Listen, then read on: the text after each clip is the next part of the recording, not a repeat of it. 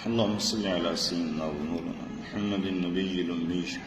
اللہ تعالیٰ تیسرے پارے کی ابتدا کے اندر ارشاد فرماتا ہے کہ رسولوں میں کوئی تفریق نہیں ہے، سب رسولوں پہ ایمان لانا یہ اسلام ہے، لیکن مراتب کے اعتبار سے ہر رسول کا اپنا اپنا فیضان ہے، مرتبہ ہے۔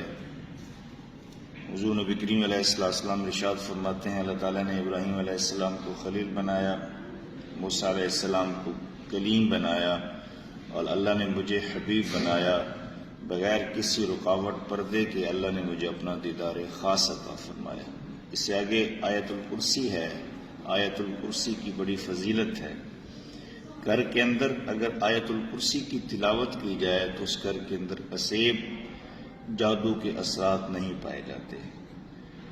رات کو اگر قرآن پاک کی تلاوت کے ساتھ ساتھ آیت الکرسی کی تلاوت کو یقینی بنایا جائے تو اس گھر پہ اللہ کی رحمت اترتی ہے اور چوری کے جتنے خدشات ہیں وہ ختم ہو جاتے ہیں۔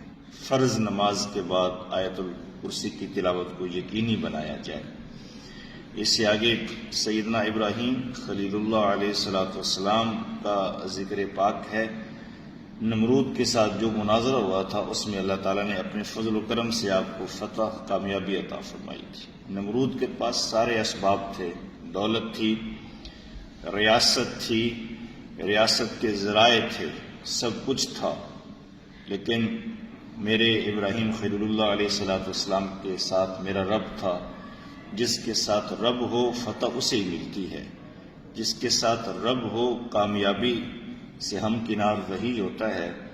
قیامت تک آنے والے لوگوں کے لیے یہ طریقہ، یہ اسلوب بنا دیا گیا کہ جس کے ساتھ رب کائنات ہے وہی کامیاب ہوگا۔ ابراہیم حق پہ تھے، حق نہ کبھی جھکتا ہے نہ کبھی بکتا ہے۔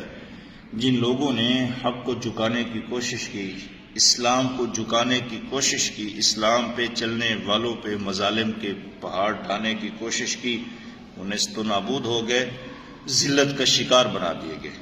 وہ آج بھی مٹ گئے ہیں، کل بھی مٹ جائیں گے۔ اسلام آج بھی زندہ باد ہے، اسلام پہ چلنے والے آج بھی قائم و دائم ہیں۔ ماضی کے اندر جنہوں نے اسلام کا دامن تھاما وہ بھی کامیاب بنا دیے گئے۔ تو اسی لیے حضرت خلیل اللہ علیہ السلام کے ماننے والے آج بھی اپنی تعلیمات کے ساتھ کامیاب ہیں۔ اس سے آگے حضرت عزیر علیہ السلام کا ذکر پاک ہے۔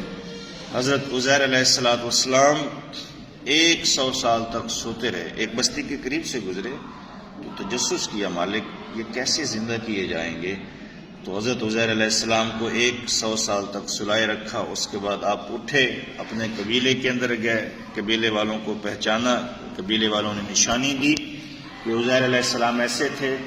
تورات زبانی یاد تھی، دی گئی صدقات کی کہ صدقہ دینا چاہیے۔ جو اللہ تعالیٰ کے رستے کے اندر اخلاص سے، صدق کے دل سے صدقہ دیتا ہے، اللہ 1 روپے کے بدلے میں اسے 700 گنا عطا فرماتا ہے۔ اپنا سود کا تذکرہ ہے، سود مال کو گھٹاتا ہے، صدقہ مال کو بڑھاتا ہے۔ جس نے سود اختیار کیا، سود کو اپنایا، وہ اللہ کے ساتھ اعلان جنگ کے لیے یا اللہ کے ساتھ جنگ کے لیے تیار ہو جائے، اللہ اس کے ساتھ جنگ کرے گا۔ اسی لیے معاشرت کے اندر اور معاشی پہلو کے اندر سود تیزی کے ساتھ سرایت کرتا جا رہا ہے۔ سود سے کاروبار کو بچانا چاہیے، سودی لین دین سے خود کو بچانا چاہیے، توکل پہ، حلال کے رزق پہ بھروسہ اختیار کرنا چاہیے۔ اللہ قوم و ملت کو سود سے بچائے، پاکستانی معیشت کو سود سے بچائے۔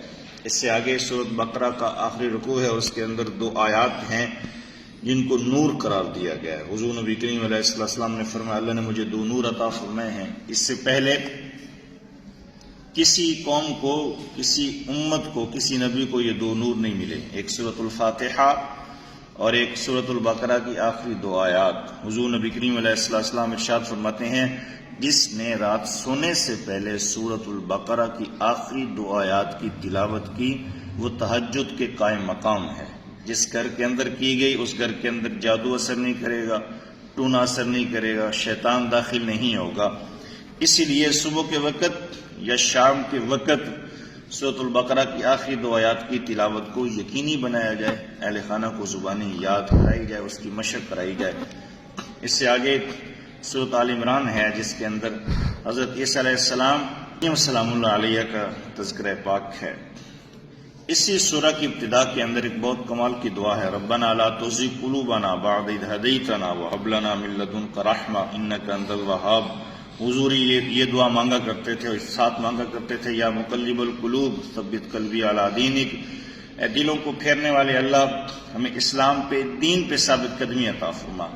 ہدایت دینے کے بعد ہمارے دلوں کو ٹیڑھا مت کر، ہمیں عطا فرما، تو ہی عطا فرمانے والا، بہت زیادہ عطا فرمانے والا ہے۔ اگلے رکوع کے اندر ایک آیت ہے، شہد اللہ انہ لا الہ الا هو والملائکۃ واولو العلم قائما بالقسط۔ مفسرین کہتے ہیں اس آیت کی بڑی فضیلت ہے۔ یہ آیت مدینہ میں نازل ہوئی تو مکہ کے اندر جتنے بھی بت تھے وہ گر گئے اور انہوں نے سجدہ کیا۔ ائمہ مفسرین کہتے ہیں جو شخص صبح کے وقت یا شام کے وقت گواہی دیتے ہوئے یہ آیت تلاوت کرتا ہے، اللہ اپنے فضل و کرم سے اسے بغیر حساب سے جنت کے اندر داخل کرے گا، اگر وہ تائب ہو کے آئے گا کبیرہ گناہوں سے۔ یہ آیت بھی پڑھنی چاہیے۔ اس سے اگلے رکوع کے اندر قل اللہم مالک الملک تؤتی الملک من تشاء، یہ آیت ہے۔ حضرت معاذ بن جبل رضی اللہ تعالیٰ عنہ ارشاد فرماتے ہیں، مجھے حضور نے فرمایا، معاذ جس شخص پہ جتنا ہی قرض کیوں نہ ہو، جو شخص یہ آیات پڑھے گا نا، 2 صبح کے وقت شام کے وقت، اس کی ادائیگی جو ہے وہ اپنے ذمہ لے لیتا ہے۔ ان آیات کی برکت کی وجہ سے اس کا قرض جلدی ادا ہو جاتا ہے۔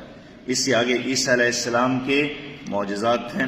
عیسیٰ علیہ السلام جو نابینا ہوتے تھے، اللہ کے فضل و کرم سے انہیں آنکھیں دے دیتے تھے، روشنی دیتے تھے، بینائی دیتے تھے۔ برس کا جو مریض ہے، ہاتھ پھیر کے اللہ تعالیٰ کے فضل و کرم کے ساتھ اسے شفا دے دیتے تھے۔ جو مردہ ہوتا تھا، حضرت عیسیٰ علیہ السلام اللہ تعالیٰ کے فضل و کرم سے، اللہ کے اذن سے اسے زندگی دیتے تھے۔ اور جو لوگ گھر سے کھا کے آتے تھے، جو ان کے پیٹ کے اندر ہوتا تھا، عیسیٰ علیہ السلام کو وہ بھی پتہ ہوتا تھا، اور عیسیٰ علیہ السلام کو وہ بھی پتہ ہوتا تھا جو گھر کے اندر ہے۔ ہر نبی کو علاقے کے اعتبار سے معجزہ عطا ہوتا ہے۔ عیسیٰ علیہ السلام جس علاقے کے اندر پیدا ہوئے، مبعوث ہوئے، وہ علاقہ طب کے اعتبار سے اپنے عروج پہ تھا۔ جالینوس بہت بڑا حکیم تھا، اس نے دعویٰ کیا کہ 1 سال بارش نہیں ہوگی۔ لوگوں نے حضرت عیسیٰ علیہ السلام کو آ کے بتلایا تو آپ نے آسمان کی طرف دیکھا اور کہا کل بارش ہوگی۔ لوگوں نے پھر جالینوس کو بتایا کہ عیسیٰ علیہ السلام کہہ رہے ہیں کل بارش ہوگی۔ جالینوس نے کہا وہ نبی ہیں اور نبی کو پتہ ہوتا ہے، نبی جو کہہ دیتا ہے وہ اللہ کر کے دکھاتا ہے۔ عیسیٰ علیہ السلام جس علاقے کے اندر پیدا ہوئے وہ علاقہ یونانی طب کے سحر کے اندر جکڑا جا چکا تھا، لیکن عیسیٰ علیہ السلام کو اللہ تعالیٰ نے اپنے وقت کا اپنا طبیب اعلیٰ، طبیب اعظم بنا کے بھیجا۔ حضرت عیسیٰ علیہ السلام کی بارگاہ کے اندر 50,000 مریض آیا کرتے تھے، جو نہیں آ سکتے تھے چل کے، عیسیٰ علیہ السلام ان کے گھر جاتے، اللہ تعالیٰ کے فضل و کرم سے انہیں شفائے تامہ عطا فرماتے۔ جو 50,000 آتے لائن بنا کے کھڑے ہو جاتے۔ عیسیٰ علیہ السلام ایک مریض کی نبض پہ ہاتھ رکھتے اور منہ سے پھونک نکالتے، پھونک ایک وجود کے اندر داخل ہوتی تو 50,000 کے وجود تک داخل ہوتی، پھونک ایک ہوتی، لیکن جو امراض تھی وہ مختلف تھیں، لیکن عیسیٰ علیہ السلام کی پھونک کا، دم کا یہ اعجاز تھا کہ جس کے وجود سے گزرتی اس کو شفا عطا فرما دیتی۔ اللہ تعالیٰ مجھے اور آپ سب کو قرآن فہمی کا شعور عطا فرمائے۔ آج کے خلاصہ سے ہم نے 3 باتیں سیکھی ہیں۔ پہلی بات یہ ہے کہ سب نبیوں پہ ایمان لانا ضروریات دین ہے، اساس دین ہے، ایمان دین ہے۔ جس نے کسی نبی کی گستاخی کی اس کا ایمان کے ساتھ، اللہ کی رحمت کے ساتھ کوئی تعلق نہیں ہے۔ دوسری بات یہ سیکھی کہ ہر چیز میرے رب کے دست قدرت کے اندر ہے، وہ جتنا چاہتا ہے اپنے بندے کو عطا کرتا ہے۔ تیسری چیز ہم نے یہ سیکھی کہ اللہ تعالیٰ کے فرامین کو پس پشت ڈال کے بندہ کبھی بھی فلاح کے راستوں پہ گامزن نہیں ہو سکتا۔